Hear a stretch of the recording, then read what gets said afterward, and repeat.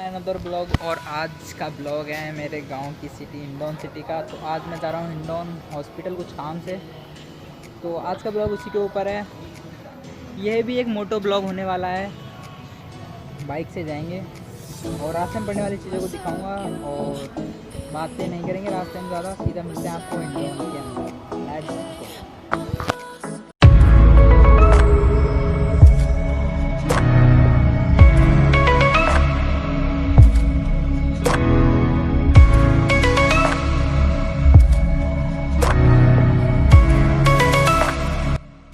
तो भाई लोगों ये रही अपनी झमिया, इस पे चलेंगे। ये अभी मॉडिफाई कराई है, अभी इसका आधा काम हो चुका है, आधा भी बाकी है। इसका आगे का वाइजर चेंज कराया, गोल लाइट लगवाई इसमें, साइलेंसर और हैंडल की अभी मॉडिफिकेशन बाकी है। तो आज इसी से जा रहे हैं और बहुत पेट्रोल खाने वाली है क्योंकि अभी इसकी सर्विस कराई, इंजन में काम कराया है।